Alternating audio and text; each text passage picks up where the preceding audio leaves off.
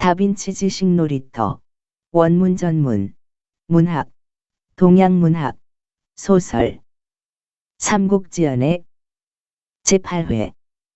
사도 왕윤이 교묘하게 연환계를 사용하고 태사 동탁이 봉의정에서 크게 아우성쳤다.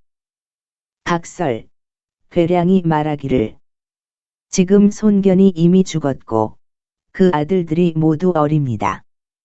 이 허약한 때를 이용하여 급히 진군하면 강동은 북을 한 번 쳐서 얻을 수 있습니다. 만약 시체를 돌려주고 군사를 물리면 그 사기와 힘을 양성하도록 허용하는 것이니 형주의 우환이 될 것입니다.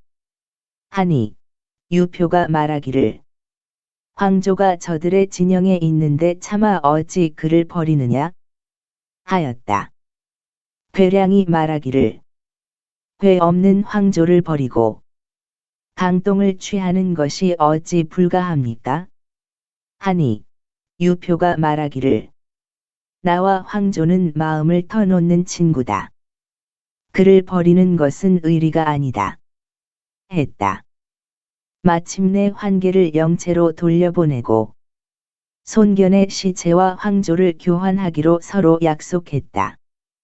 손책은 황조를 돌려보내고 영구를 맞이하여 전쟁을 끝내고 강동으로 돌아가서 아버지를 고가의 언덕에 장사 지냈다. 상례를 다 치른 후 군사를 이끌고 강도에 머물러 어진 선비를 불러 모으고 자신을 낮추고 남을 대우하니 사방의 호걸들이 점점 모여든 것은 말할 나위가 없었다.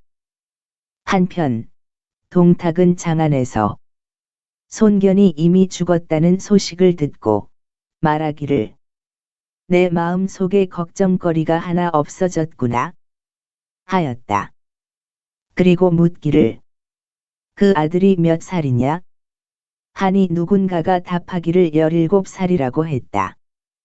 동탁은 마침내 마음 쓸 일이 없겠다고 생각하여 이로부터 교만해져서 제멋대로 상부라 부르게 하고 출입할 때 천자의 의장을 주제넘게 차리며 아우 동민을 좌장군 호후에 봉하고 조카 동황을 시중으로 삼아 금군을 거느리게 했다.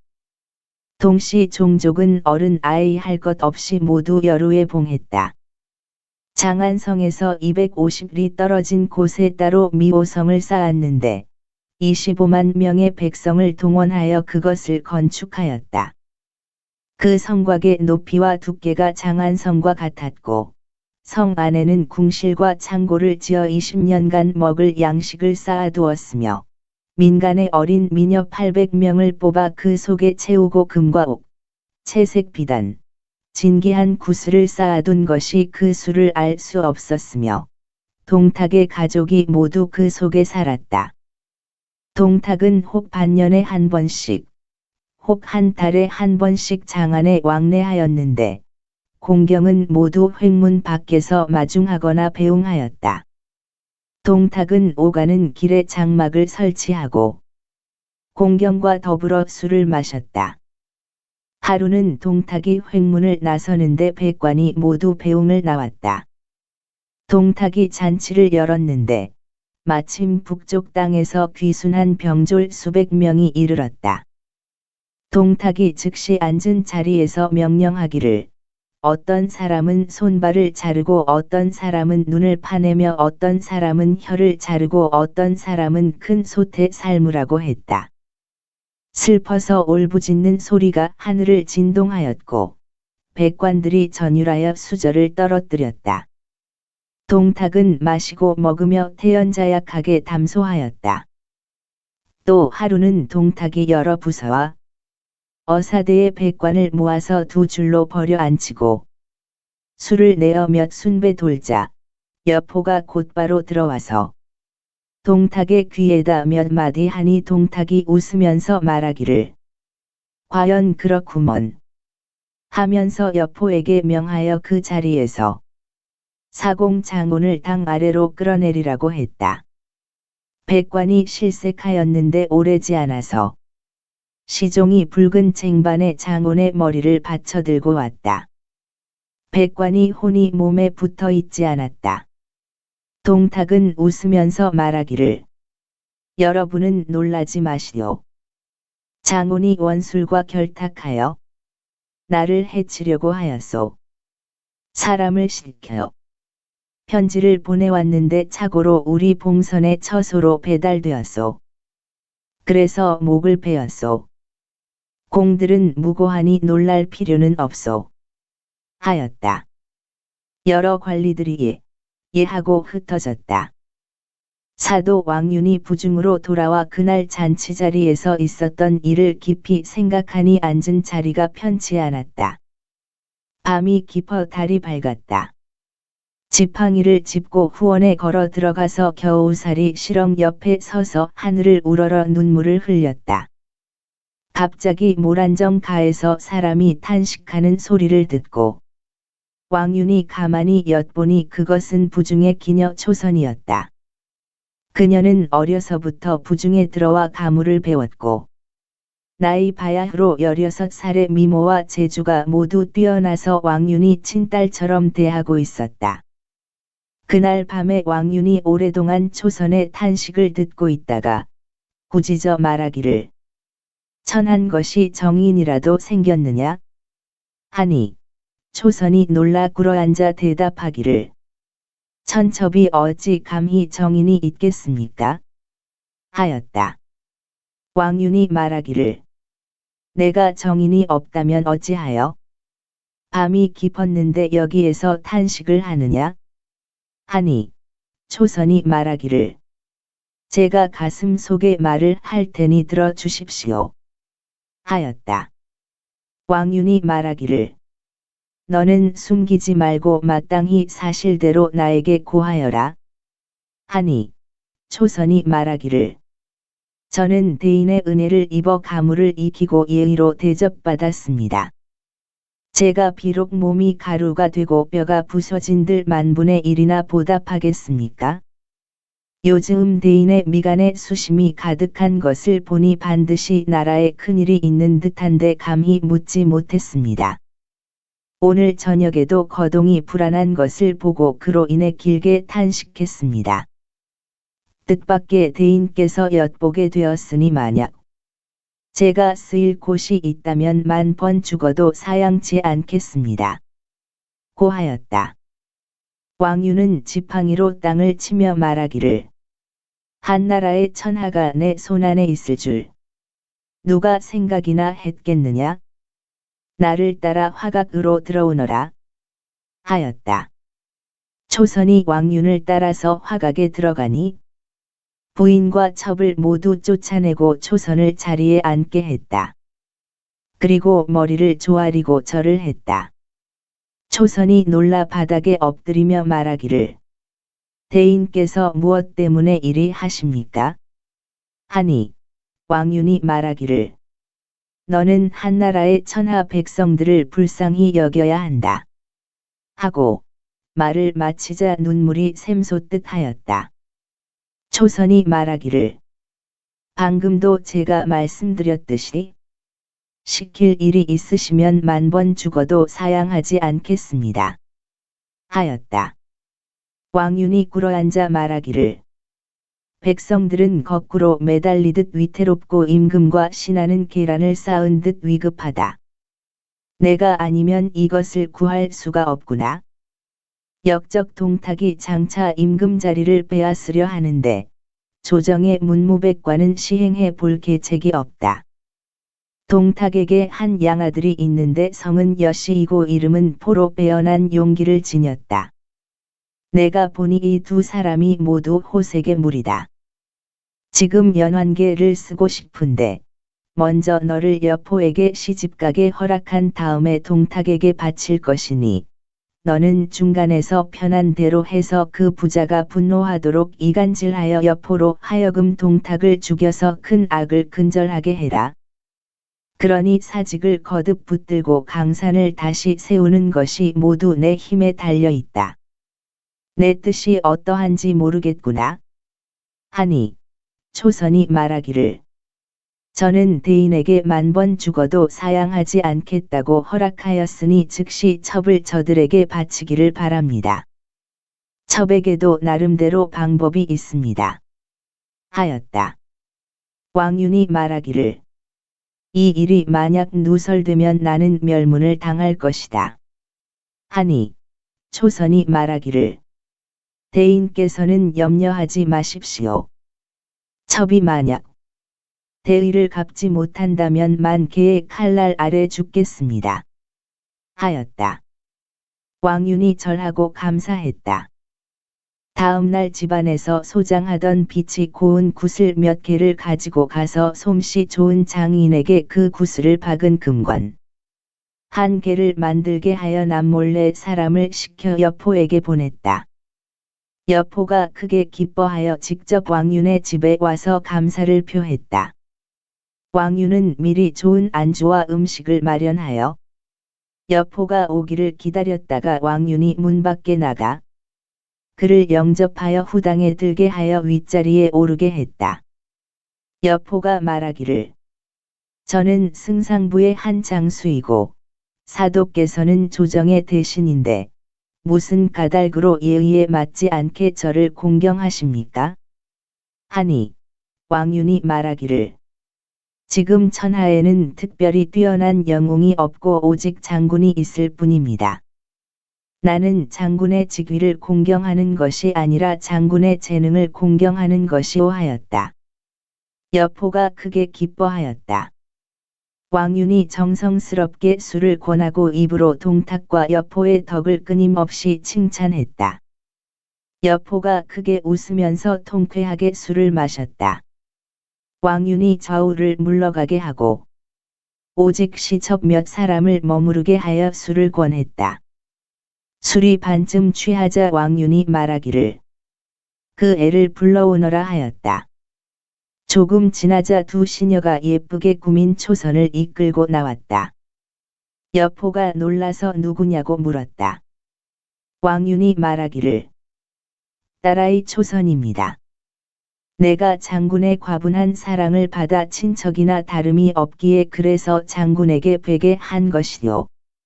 하고 초선을 시켜 여포에게 잔을 올리게 했다. 초선이 여포에게 술을 올리니 둘이서 눈짓으로 마음을 전했다. 왕윤이 취한 척하며 말하기를 애야, 장군께서 실컷 마시도록 몇 잔 더 올려 간청해라. 우리 일가가 모두 장군에게 의지해야겠다. 하였다. 여포가 초선에게 앉으라고 청하니 초선이 짐짓 안으로 들어가려고 했다. 왕윤이 말하기를 장군께서는 나의 가장 친한 친구인데 내가 앉은들 무슨 상관이 있겠느냐? 하니 초선이 왕윤의 옆에 앉았다. 여포는 눈 한 번 깜박하지 않고 보았다. 또 몇 잔을 마신 다음 왕윤이 초선을 가리키며 여포에게 이르기를 나는 장차 이 아이를 장군의 첩으로 드릴까 하는데 장군이 받아들일지 모르겠소. 하니 여포가 자리에서 일어나 살해하며 말하기를 만약 이 아이를 얻을 수 있다면 제가 마땅히 개와 말과 같이 보답할 것입니다 하였다. 왕윤이 말하기를 조만간 좋은 날을 택하여 보증으로 보내드리겠소. 하였다. 여포가 무한히 기뻐하며 자주 초선에게 눈짓하였다. 초선도 또한 추파를 던져 정을 보냈다. 조금 있다가 술자리를 끝내고 왕윤이 말하기를 내 생각 같아서는 장군을 여기에 머물러 자게 하고 싶지만은 태사께서 의심할까 두렵습니다. 하니 여포가 제3절하여 살해하고 갔다. 며칠이 지난 후 왕윤이 조정에서 동탁을 만났는데 여포가 옆에 없는 틈을 타서 바닥에 엎드려 절을 올리며 청하기를 제가 태사의 거마가 누추한 저의 집 잔치에 도착하기를 바라는데 태사의 뜻이 어떠한지요? 하니 동탁이 말하기를 사도께서 초청을 하니 당연히 가야지요. 하였다. 왕윤은 절하여 감사하고 집에 돌아와서 산해진미를 바깥 대청에 차려놓고 비단을 땅에 깔고 안팎으로 휘장을 둘렀다. 다음 날 정오에 동탁이 도착하였다. 왕유는 조복을 갖춰 입고 나가 맞이하여 2번 절하고 일어나 영접했다. 동탁이 수레에서 내리니 좌우에서 창을 든 무장병 100여 명이 빽빽이 둘러싸고 집으로 들어가서 양쪽 옆으로 늘어섰다.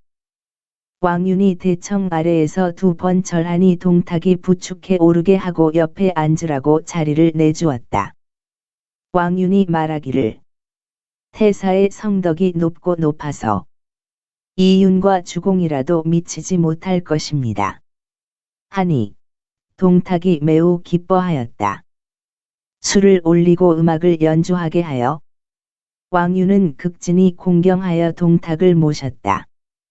날이 저물고 술이 거나하게 취하여 왕유는 동탁을 청하여 뒷채로 들어갔다. 동탁이 무장병을 물러가게 하고 왕윤이 술잔을 들어 축하하기를 저는 어려서부터 천문을 조금 익혔습니다. 밤에 하늘의 형상을 보니 한나라의 운수는 이미 다했고 태사의 공덕이 천하에 진동합니다. 마치 순임금이 요임금을 이어받고 우임금이 순임금을 잇듯이 하늘의 마음과 사람의 뜻이 딱 들어맞습니다. 동탁이 말하기를 어찌 감히 그것을 바라리요. 하니 왕윤이 말하기를 돌을 지닌 사람이 무도한 사람을 치고 덕이 없는 사람이 덕이 있는 사람에게 양보했으니 어찌 과분하겠습니까? 하였다. 동탁이 웃으며 말하기를 만약 1000명이 나에게 돌아온다면 사도가 마땅히 원운이 될 것이요. 하니 왕윤이 절하여 감사했다. 집안의 촛불이 밝혀지고 시녀들이 술과 음식을 올리는 것을 그치자 왕윤이 말하기를 교방의 음악이 즐겁게 받드는데 부족하니 마침 저희 집 기녀가 있어서 감히 즐거움을 잇도록 하겠습니다. 하니 동탁이 말하기를 아주 좋지요 했다. 왕윤이 발을 내리게 하고 생황소리 휘감아 돈이 초선을 둘러싸고 발 너머에서 춤을 추었다.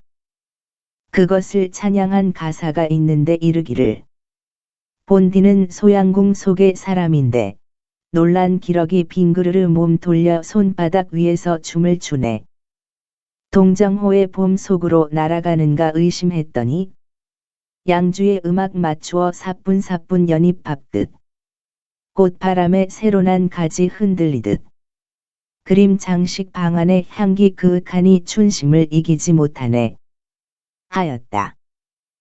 또 시에 이르기를 상하 박잡한 두들기니 제비가 바삐 날고 한 조각 구름이 그림 장식 방에 이르렀네. 여인은 나그네의 한을 부추기는데 고운 얼굴 처음으로 옛 사람의 생각 계절하구나. 느릅나무 열매로는 천금의 미소를 살 수 없고 버들가지에 어찌 온갖 보물이 달렸는가. 춤 끝나고 발 너머로 눈짓을 보내니 초양왕이 누구인지 알 수가 없구나라고 하였다. 춤이 끝나자 동탁이 앞으로 가까이 오라고 명했다. 초선이 몸을 돌려 발 안쪽으로 들어와서 깊이 2번 절하였다. 동탁이 초선의 얼굴이 아름다운 것을 보고 곧 묻기를 이 여인은 누굽니까? 하니 왕윤이 말하기를 노래하는 기녀 초선입니다. 했다. 동탁이 말하기를 노래를 할 수 있느냐? 하니 왕윤이 명하니 초선이 박자판을 치면서 나직하게 한 곡을 노래했다. 바로 이러하니 한 점 맹두 같은 붉은 입술을 열고 2줄 부서진 옥 사이로 봄날을 노래하네. 정향 향기 속에 강철 검을 토하여 나라를 어지럽히는 간신을 참하리라였다. 동탁이 칭찬하여 마지 않았고 왕윤은 초선에게 술잔을 올리게 했다. 동탁이 술잔을 잡고 묻기를 몇 살 청춘인고?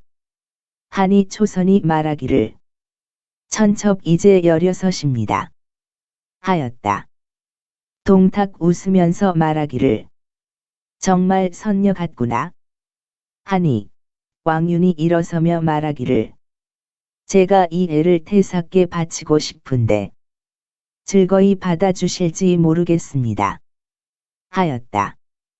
동탁이 말하기를 이렇게 베푸시는데 무엇으로 갚아야겠소? 하니 왕윤이 말하기를 이 애가 태사를 모실 수 있다면 그 복이 얕은 것이 아닙니다 하였다. 동탁이 연거푸 칭찬하며 살해했다. 왕윤이 즉시 담요를 깐 수레를 준비하여 초선을 먼저 승상부에 보냈다. 동탁도 일어나 작별하니 왕윤이 몸소 동탁을 승상부까지 모신 뒤 인사하고 돌아왔다. 말을 타고 반쯤 오지도 못했는데 두 줄 붉은 등불이 길을 밝히고 여포가 말을 몰고 창을 쥐고 오더니 왕윤과 바로 마주쳤다. 급히 말을 세우고 왕윤의 옷자락을 잡아당기며 성난 목소리로 묻기를 사도께서 초선을 이미 제게 허락하고서 이제 다시 태사께 주니 사람을 어찌하여 놀리십니까? 하였다. 왕윤이 급히 제지하며 말하기를 여기서 말할 게 못되니 내 집으로 갑시다고 했다. 여포가 왕윤과 함께 집에 도착하자 말에서 내려 뒷채로 들어갔다. 예를 마친 뒤에 왕윤이 말하기를 장군께서 무슨 일로 늙은이를 의심하시오? 하니 여포가 말하기를 어떤 사람이 내게 알려주기를 사도가 초선을 담요 깐 수레에 태워 승상부에 보냈다고 합디다. 이것이 무슨 까닭입니까? 하였다. 왕윤이 말하기를 장군께서 잘 알지 못했구려. 어제 태사께서 조정에서 이 늙은이에게 말하기를 볼 일이 있어 내일 그대 집을 방문하겠소. 하기에 내가 작은 술자리를 마련하고 기다렸소. 태사께서 술을 드시던 중에 말씀하시기를 내 들으니 그대에게 딸이 하나 있어 이름이 초선인데 이미 내 아들 봉선에게 허락하셨다지요. 나도 사도의 말씀대로 되지 않을까 걱정하여 일부러 찾아와서 한번 보려 하오 하시기에 늙은이가 감히 어길 수 없어 초선을 불러 양아버지께 인사시켰소. 태사께서 말씀하시기를 오늘 길일이니 내가 바로 이 애를 데리고 가서 봉선과 짝지어 주겠소 말씀하셨소. 장군께서 생각해 보시오. 태사께서 친히 오셨는데 늙은이가 어찌 감히 거절하겠소. 하였다. 여포가 말하기를 사도 용서해 주십시오. 제가 잠시 잘못 생각했습니다. 내일 제가 회초리를 지고 오겠습니다. 하였다. 왕윤이 말하기를 딸아이에게 혼수와 화장품이 제법 있으니 장군부에 들를 때 드리겠소. 하니 여포가 살해하고 갔다. 다음 날 여포가 부중에서 알아보나 일체의 소식을 들을 수 없었다. 그래서 거처 안으로 들어가 여러 시첩에게 물으니 시첩이 말하기를 밤에 태사께서 세 사람과 함께 주무시고 이제까지 일어나지 않았습니다. 하였다. 여포가 크게 성을 내어 동탁이 잠자는 방 뒤로 몰래 들어가 엿보았다. 이때 초선이 일어나 창문 아래에서 머리를 빗다가 문득 창 밖 연못가에 사람의 그림자가 비치는데 극히 몸집이 크고 머리에 속발관을 썼다. 훔쳐보니 그가 바로 여포였다. 초선이 일부러 양 눈썹을 찡그리고 우수에 잠겨 슬픈 척하며 비단으로 자주 눈물을 닦았다. 여포가 한참 훔쳐보다가 나갔다 잠시 뒤 다시 들어왔다. 동탁이 이미 안방에 앉아 있다가 여포가 온 것을 보고 묻기를 밖에 별일이 없느냐? 하니 여포가 별일 없습니다. 하며 동탁 옆에 모시고 섰다.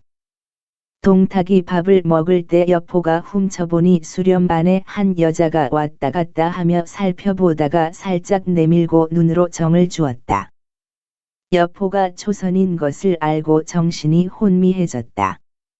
동탁이 여포의 이러한 광경을 보고 마음에 의심스럽고 거림칙해 말하기를 봉선아 별일 없으면 나가거라 하였다.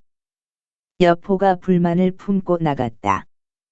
동탁이 초선을 들인 뒤 여색에 사로잡혀 한 달 넘도록 나와서 정사를 보지 않았다. 동탁이 마침 가벼운 병에 걸리자 초선이 헌신적으로 돌보며 비위를 잘 맞춰주니 동탁이 속으로 더욱 기뻐했다.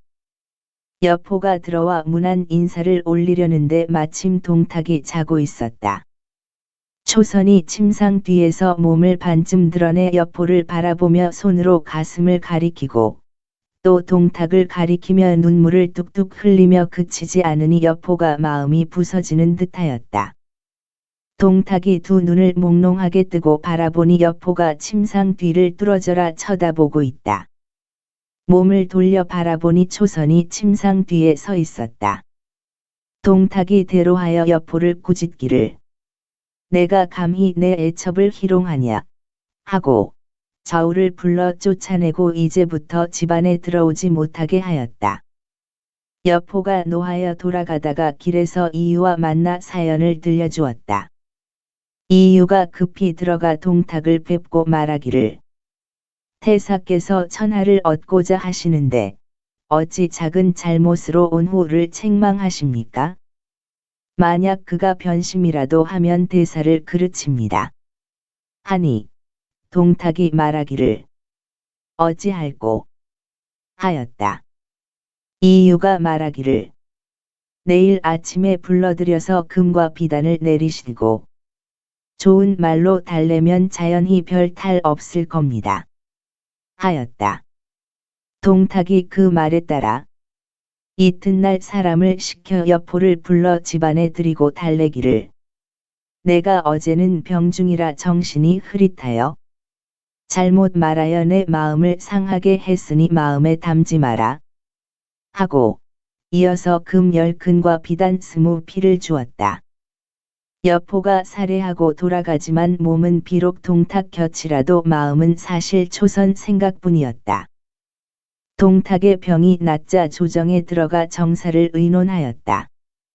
여포가 방천화극을 들고 수행하다가 동탁이 헌제와 함께 이야기하는 틈에 창을 들고 국문을 나와 말에 올라 빨리 승상부로 갔다. 말을 승상부 앞에 묶어놓고 창을 쥔 채 뒷채에 들어가 초선을 찾았다. 초선이 말하기를 그대는 후원 가운데 있는 봉이정 옆에 가서 기다리세요.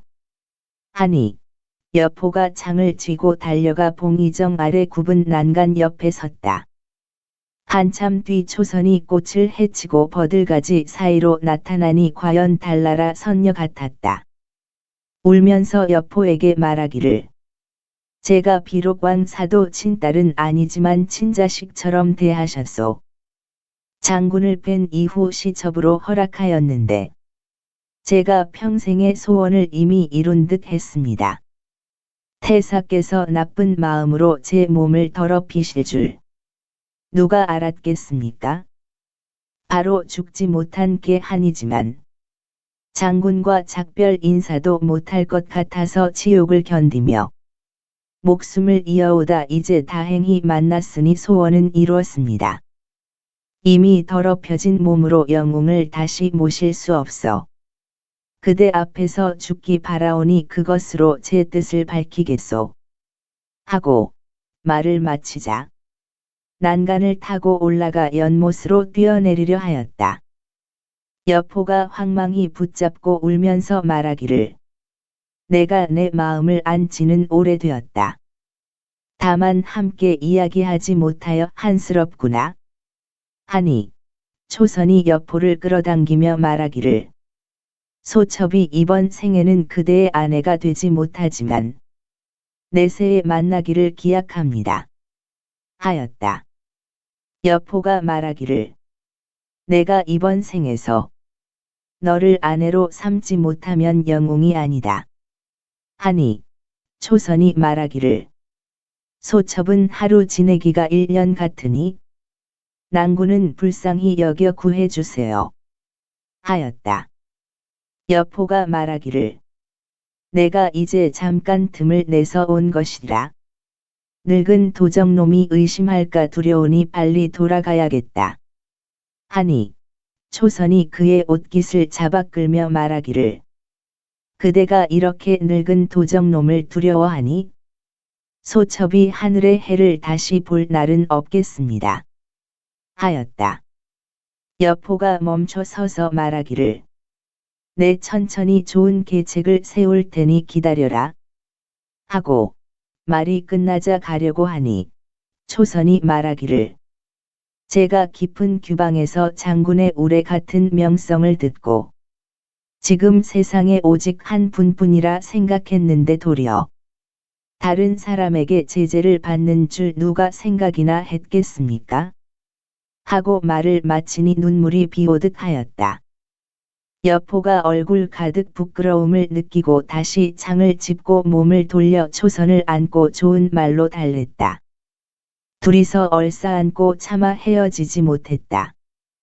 한편 동탁이 전각 위에 있다가 고개를 돌리니 여포가 보이지 않아 마음에 의심이 나서 황급히 헌제에게 작별 인사를 올리고 수레를 타고 승상부로 돌아왔다.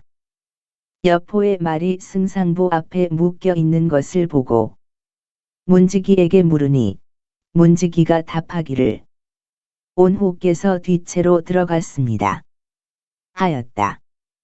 동탁이 좌우를 소리쳐 물리치고 뒷채로 달려들어가서 찾았지만 보이지 않았다. 초선을 불러도 초선 역시 보이지 않았다.